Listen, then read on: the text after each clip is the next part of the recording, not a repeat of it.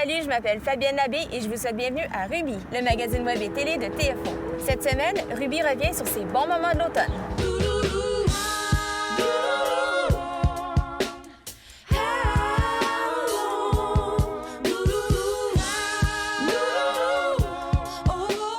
Avant de démarrer 2014 avec de nouvelles découvertes, l'équipe de Ruby avait envie de revenir sur certains moments qui ont marqué la première partie de notre troisième saison. On commence par l'entrevue avec le groupe À la Claire Ensemble et sa musique dite pour enfants. À revoir aussi notre rencontre avec les proprios de Sensual Intelligence, une entreprise d'Ottawa qui offre des jouets sexuels écolos. Aussi, le dancehall avec Émilie Faneuf, la musique de Mehdi Hamded et l'huile d'argan de BioSecrets. Avez-vous des suggestions pour Ruby? Un sujet que vous aimeriez voir sur vos écrans? Faites-nous signe via notre fil Twitter.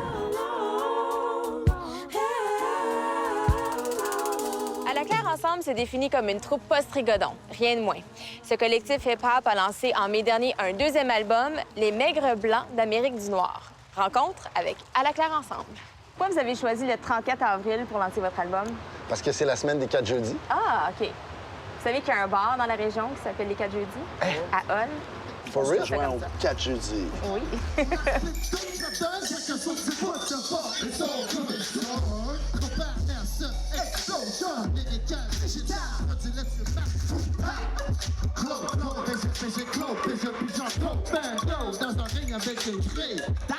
Vous formez une troupe post-rigodon bas canadienne qui s'appelle À la Claire Ensemble. Pour ceux et celles qui ne sont pas familiers avec le post-rigodon, pouvez-vous nous expliquer en quoi ça consiste?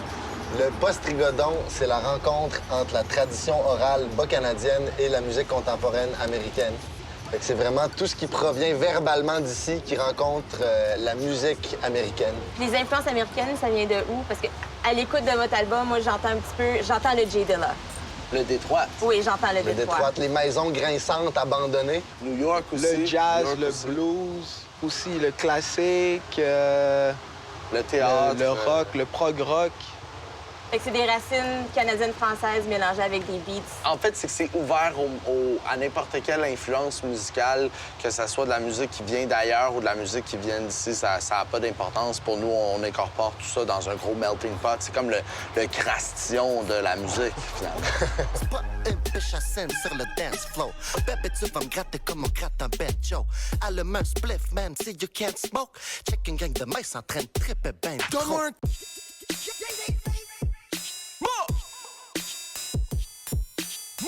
Puis votre album, vous avez dit que c'est un album qui était disponible gratuitement. Mais dans le fond, on peut donner ce qu'on veut. Pourquoi vous avez choisi cette méthode-là pour vendre votre album? C'est que l'album digital est gratis sur le web, mais en physique, il est 10 Ah, OK. Mais l'album physique n'a rien de plus que l'album digital. Fait que c'est qui le cave? T'sais, les gens vont tous le télécharger gratuitement. C'est peut-être un collectionneur qui va vouloir l'avoir dans sa collection. Ça se peut, mais en général, il y a massivement plus de gens qui vont télécharger gratuitement que de gens qui vont acheter. On Mais conseille d'ailleurs aux gens de ne pas déballer les copies physiques s'ils l'ont. On le garde, on le conserve. Ouais, ça va valoir plus cher plus tard. Les gars, vous dites que vous faites de la musique pour les enfants. C'est pas de la musique pour les enfants comme Caillou, là, par exemple, qui est un produit Mais quand pour même, les un enfants. petit peu aussi, il y a des Mais un chansons. petit peu. Il y a des enfants qui peuvent apprécier quand même les rythmes, ça, c'est sûr et certain. Mais en fait, c'est surtout pour des enfants qui sont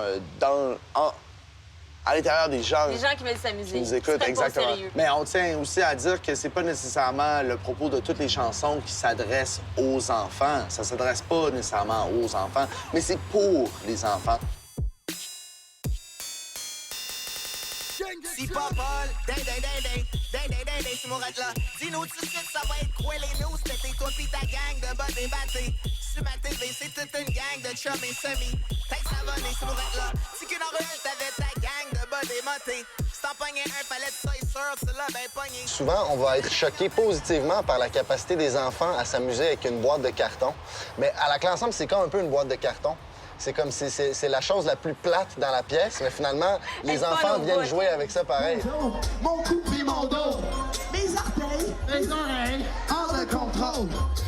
Il y a des gens qui pensent des fois qu'on fait de la musique, mais en fait, en général, on pilote un vaisseau. À la Claire Ensemble, c'est un vaisseau. Fait qu'on pilote le vaisseau. Tu sais, comme quand tu chauffes une automobile, il y a des sons qui se dégagent. Oui. Mais l'objectif principal, c'est pas de dégager des sons, c'est de chauffer l'automobile. Mais nous, quand on pilote le vaisseau bas canadien, il y a des sons qui se sortent. dégagent. Puis ces sons-là, en général, c'est les sons de piou-piou. Piou, piou, t'es tchou. Des coups de laser dans les airs? Oui, exact. Piou, piou. J'ai compris. Yeah! Je suis allée faire un tour sur votre site web. Je suis tombée par hasard sur le glossaire des termes que vous utilisez, fait que je me suis familiarisée avec le jargon à la claire ensemble. Pouvez-vous nous définir ce que c'est un babouin ou une babouine?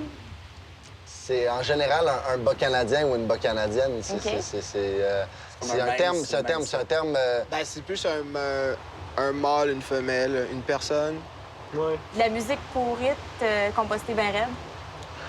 Ben, c'est comme un petit peu you take the shit and the dirt and the blood of bladite and then you mix it together and then you make the music. Le dernier terme, c'est mon préféré, le boogie le oui. Le boogie le oui. Oui, c'est quoi ça, le boogie le oui? Ben, c'est les grouillades. C'est les grouillades? se bouger Ah ouais, comme ça. C'est la petite danse de la joie, c'est ça? Filme mes pieds.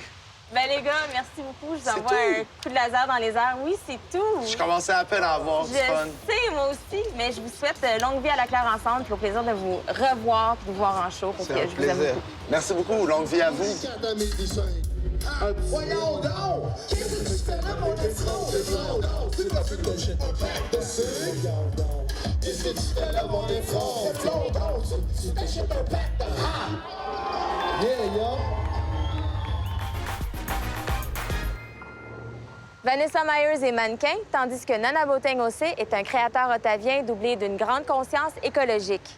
Ensemble, ils forment Boten, une entreprise qui a trouvé sa niche dans les lunettes écoluxueuses. Pour arriver à créer Boten, ça a pris beaucoup de travail, ça a pris de la passion.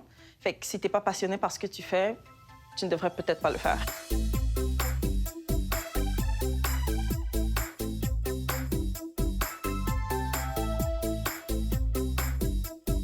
I'm a student at Carleton University. I run a company called Boten Eyeglasses, Canadian-based, Ghanaian-inspired.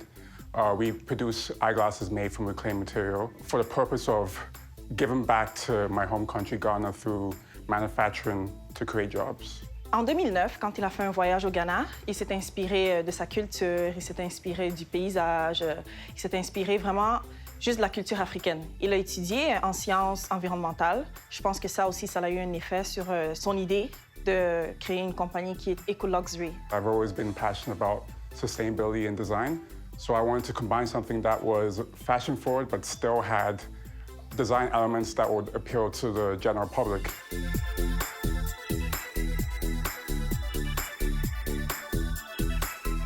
Boateng is actually, it was derived from my middle name, Boateng. I wanted something that was close to who I was as a person, so Boateng reflects me as a person. I'm fashionable, I'm stylish, I'm confident, and I'm a traveler.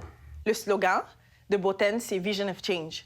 C'est une vision de créer une nouvelle Afrique. Une Afrique où les jeunes ne sont pas dans la rue, où ils sont employés, puis où ils aident le pays à se développer. Fait que dans le fond, par sa compagnie Boten, il essaye de pouvoir créer de l'emploi pour les jeunes, créer de l'emploi pour ceux qui n'ont pas de moyens de s'occuper de leur famille. Et puis, ouais, c'est vraiment ça.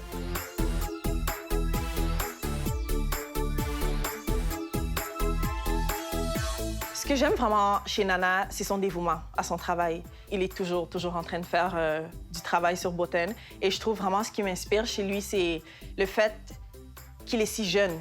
Il a été capable de venir de rien à pouvoir créer une compagnie de lunettes. C'est vraiment inspirant, je trouve. I started a company around the same time that me and Vanessa started dating. So it was interesting timing, but I think it's been great because we relate on so many levels. She's like my second pair of eyes, and I'm her second pair of eyes. And we kind of push each other forward because we're both very ambitious and driven people, and that's why we make such a great team.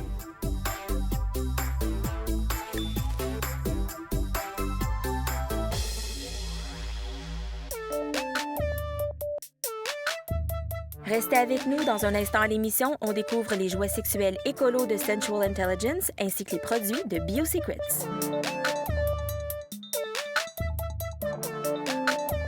Inquiète de la présence de produits nocifs pour l'environnement et la santé dans les jouets sexuels, deux amis d'enfance d'Ottawa ont fondé sensualintelligence.ca. Cette boutique en ligne offre des produits qui permettent d'être écolos, même sous la couette, ou dans la douche, ou en avion, ou en camping. L'autre jour, on est allé amener un paquet chez quelqu'un. Et puis, elle a ouvert la porte avant que j'ai eu le temps de le mettre dans sa boîte à courrier. Et puis, elle est comme, Oh mon Dieu, je venais juste de regarder votre vidéo, vous êtes super trippante.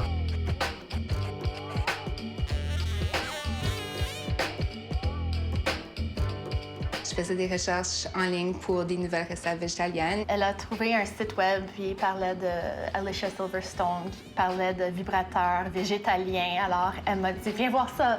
On parlait d'ouvrir une boutique érotique. Alors, ça l'a juste cliqué que c'était pour être notre nouveau commerce.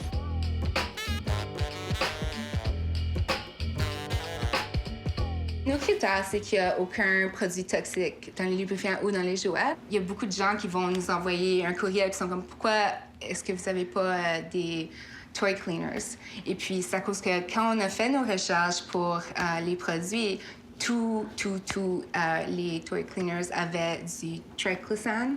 Et puis ça, c'est à cause du cancer, spécialement le cancer de la vessie. Le Revive 3, c'est notre meilleur vendeur. C'est le fun parce que c'est un modèle qui a été créé à Ottawa. C'est pour un homme et une femme. Alors, c'est un plaisir partagé. C'est moins gênant. Alors, c'est vraiment le produit idéal pour introduire.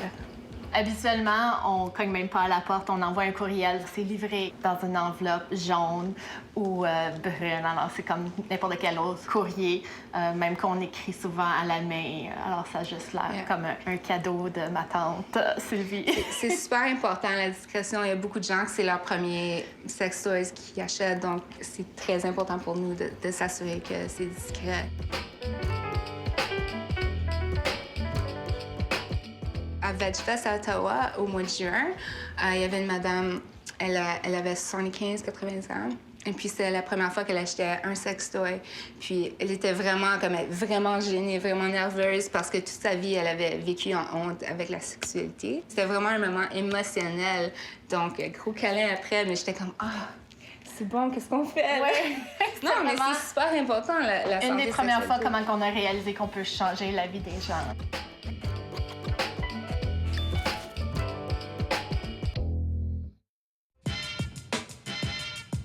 Originaire de l'Algérie, Siem Ben Ali rêvait depuis longtemps de se lancer en affaires et de partager l'un des secrets de beauté des femmes berbères, l'huile d'argan. Aujourd'hui, elle est à la tête de BioSecret, une entreprise qui marie beauté et développement durable. Moi, personnellement, j'ai eu la chance de venir ici et puis de tout recommencer à zéro. Oui. Mais ces femmes, elles continuent à se battre pour avoir le minimum. Et c'est très important pour moi de contribuer à cette émancipation. J'en suis très fière. Les femmes berbères, c'est une tribu et c'est une communauté qui est très défavorisée. L'arbre d'argan pousse seulement dans le sud du Maroc où ces berbères vivent. C'est les femmes berbères qui ont l'exclusivité de produire et de vendre l'huile d'argan parce que ça fait partie de leur culture. C'est disponible nulle part ailleurs. Nulle part ailleurs dans le monde. Et ces femmes berbères, elles étaient condamnées juste à ramasser du bois ou à garder les animaux, à garder les moutons, ou garder les chèvres. Mais depuis qu'elles se sont organisées dans des coopératives, elles travaillent, elles ont un revenu, elles sont autonomes, elles se sont émancipées. BioSecret, c'est ton entreprise et le produit phare, c'est vraiment l'huile d'argan. Qu'est-ce qui t'a donné l'idée de commercialiser l'huile d'argan ici au Canada? L'huile d'argan fait partie de ma culture. C'est une huile cosmétique et thérapeutique qu'on utilise en Afrique du Nord depuis des centenaires. Donc, quand je suis venue ici au Canada avec le froid et la différence de température entre l'Algérie et le Canada, on parle de plus 40 à moins 40. Oui, quand même. J'avais peur que ma peau se transforme en cuir.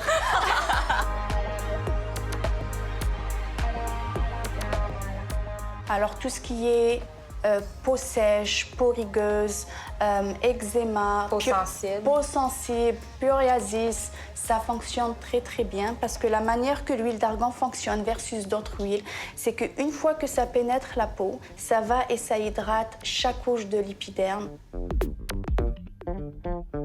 Siem, est-ce que tu peux nous parler de la fabrication de l'huile d'argan parce que ça se fait quand même en plusieurs étapes? Oui, et puis le processus est très, très long. Alors, j'ai avec moi des fruits d'argan que j'ai ramenés du Maroc. D'abord, ça, c'est le fruit qui est séché. C'est la première étape. Le fruit est récolté de l'arbre. Ça ressemble un peu comme une olive et puis est séché sous le soleil. La deuxième étape, c'est d'extraire ça, qui est comme une espèce de noix. C'est comme une noisette, en effet. Une noisette dont la coquille est très, très dure. Et c'est là où commence le laborieux travail.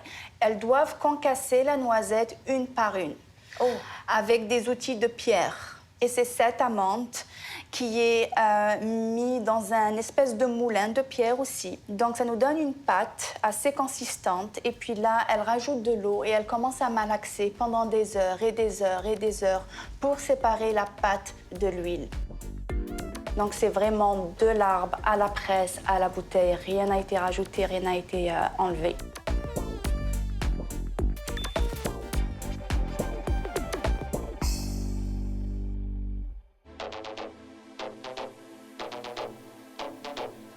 Avec sa formation, le Mehdi Cayenne Club, Mehdi Hamded a lancé en mai dernier un deuxième album, Nana Boubou.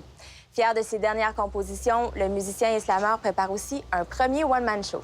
Entrevue avec Mehdi Hamded. C'est pas une compétition, c'est vraiment une mission où il n'y a pas de fin. Un pèlerinage sans point d'arrivée, tu sais. Ouais. Donc, c'est très intéressant de marcher ensemble, dans tous les sens du terme, tu sais, avec les gens avec qui tu joues, les gens qui jouent aussi de la musique. Et comme avec toi, par exemple, les gens qui font l'émission, tu sais, ouais. Les gens qui ressentent cette sensibilité-là, tu sais. Ça me parle. Moi qui ne sais pas, qui ne sais pas, qui ne sait pas travailler, qui ne sait pas, qui ne sait pas, qui ne sait pas travailler, moi qui ne sais pas tout le temps, qui sait. That knowledge lives in me too. Tu viens de lancer à la fin du mois de mai ton deuxième album avec la formation Mehdi Cayenne Club. À ce jour, les critiques sont très positives et vous êtes très bien placé aussi dans les palmarès, tant du côté ontarien que québécois. Qu'est-ce que ça signifie pour toi d'avoir une double reconnaissance? J'avais pas pensé au terme double reconnaissance. Ce qu'on propose avec cette musique-là, je pense que c'est un peu transgénérationnel, transculturel, tu sais. Fait que c'est pas une surprise pour moi que cette sensibilité-là soit reçue dans différents horizons, parce que ça vient de différents horizons. C'est logique que ça parle à des gens de plein d'endroits, tu sais. Cet album-là, Nana Boubou, comment tu le positionnes par rapport au premier? Ben, tu sais, c'est toujours un peu le truc de comme ton premier enfant, ton deuxième enfant. Ils sont pareils, mais différents, tu sais. Ouais. Mais c'est plus... Il y a plus de travail de cohésion et de concision. Je dirais que ça c'est un truc assez concis. Et les lignes esthétiques sont plus marquées. Ils sont raffinés un peu? Ouais, c'est ça. C'est plus complet, le spectre des émotions qui sont explorées dans l'album. If you don't know where we're going, how can you take us there? Nous bâtissons une cathédrale avec nos cahiers à spirale. Les pigeons au plafond d'une polyphonie croche sur une balançoire d'espoir font sonner les cloches. Il n'y a pas de saut-métier. Nous faisons feu de tout bois. T'es passionné de musique, t'es passionné de slam, mais t'es aussi un comédien. Ouais, et t'es en train de monter ou d'écrire un one-man show. Genre, ouais. Est-ce que tu peux nous dire un peu à quoi s'attendre avec ce spectacle-là? Ben, c'est que j'ai présenté beaucoup de monologues au fur et à mesure de ma vie, tu sais. Le spectacle de monologue que je travaille, ce serait une manière pour moi d'exprimer vraiment des extrêmes, autant dans les personnages que dans le type d'écriture, tu sais. Différentes émotions aussi, j'imagine? Ouais, aussi, tu sais. J'essaie de pas être cheap, tu sais. C'est pas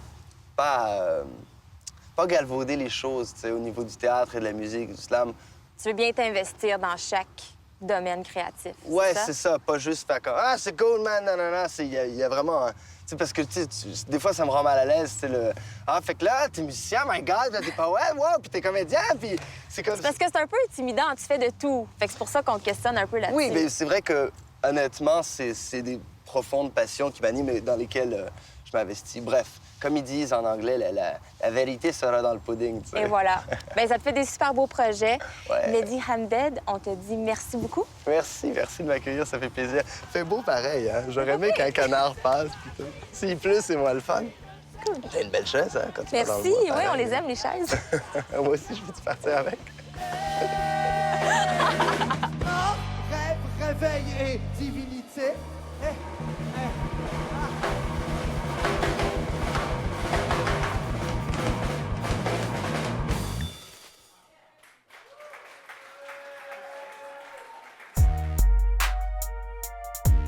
Dans un instant à Ruby, Émilie Faneuf nous parle de dancehall et on vous présente les coups de cœur d'À la Claire Ensemble.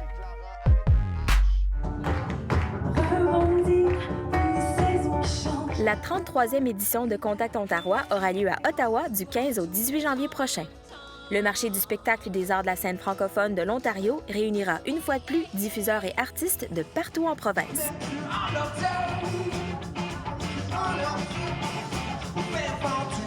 Les vitrines grand public seront présentées au Centre des arts Sheikman à Orléans. Le film norvégien Oslo 31 août, gagnant du Grand Prix du jury long-métrage européen au Festival de Cannes en 2012, sera présenté le 15 janvier à 21h sur les ondes de TFO.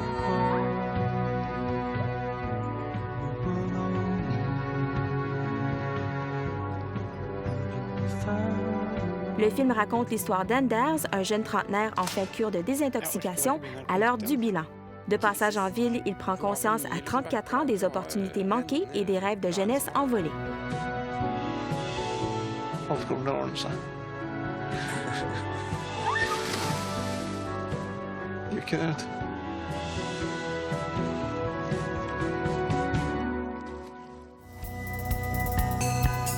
Le spectacle Varekai du Cirque du Soleil sera bientôt présenté dans plusieurs villes de l'Ontario.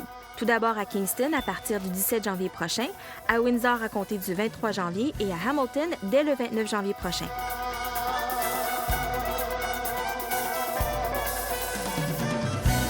Le spectacle nous transporte au sommet d'un volcan dans une forêt lointaine peuplée de créatures étranges et enchantées.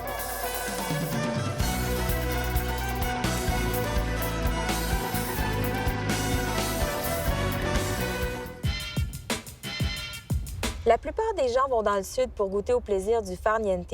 Ce n'est pas le cas d'Émilie Faneuf, une Ottavienne qui a multiplié les voyages dans les Caraïbes afin de parfaire sa formation de danseuse. Aujourd'hui, elle partage sa passion en offrant des cours de reggaeton et de dancehall. Rencontre avec Émilie Faneuf. Ça m'intéresse tellement. J'ai toujours adoré street dances parce que c'est dans le moment. C'est vraiment un feeling. C'est super créatif. Puis tout le monde peut danser, puis peut s'exprimer avec des danses de street.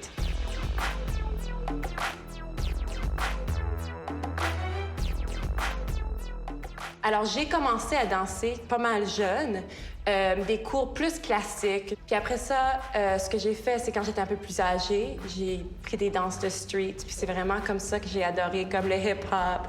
J'ai commencé avec du reggaeton, dancehall, etc.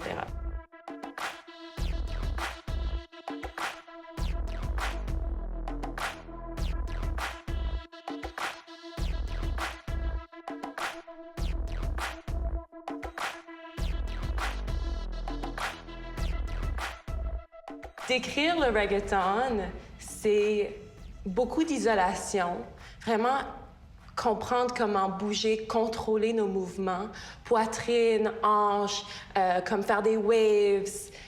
Comme, ça peut être super sexy, mais ça peut être encore super tough, ça peut être street, énergétique, mais aussi très doux, soft. Alors, quand on pense reggaeton, on pense à des danses latines, comme la salsa, comme le merengue. Alors, ça peut être sexy, mais aussi, on peut aussi penser au hip-hop, au dancehall. Alors, ça a vraiment des influences de plein de différentes danses.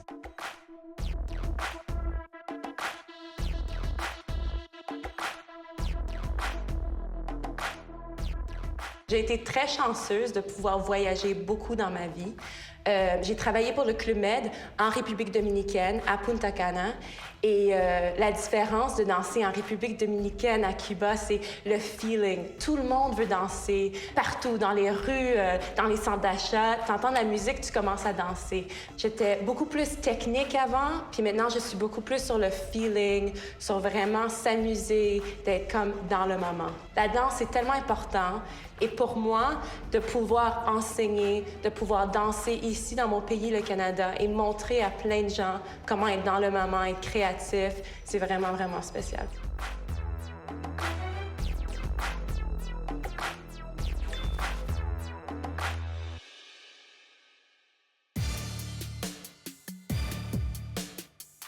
Êtes-vous capable de nommer un plat iranien? Ruby, cherchant toujours à élargir ses papilles gustatives, a demandé à Sohel, un Ottavien d'origine iranienne, de nous offrir un cours 101 de la bouffe perse. Ruby, suis le guide. Shekarchi, c'est un restaurant typical iranien qui ça se trouve toujours dans le bazar de Téhéran, dans le marché. Tout est coupé par commande, il n'y a rien de congelé.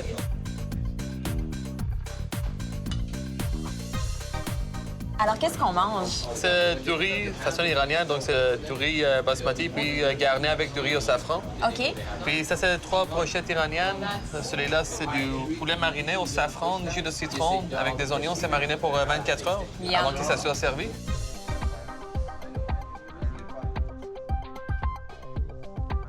J'ai remarqué en entrant dans le restaurant qu'il y a une cloche dans la cuisine. Est-ce qu'il y a une signification quelconque? Oui, c'est une tradition iranienne. C'est juste pour montrer le respect aux clients. Un signe d'appréciation. C'est ça. Est-ce qu'on le fait en rentrant ou en sortant? Les deux. Les deux? Oui. Ah!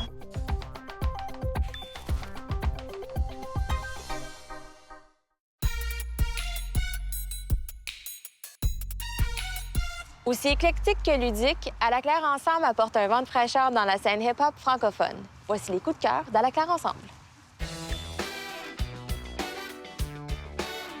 Moi, je dirais Drake parce qu'il fait aussi de la musique pour les enfants. J'aimais beaucoup ODB, paix à l'âme de ODB.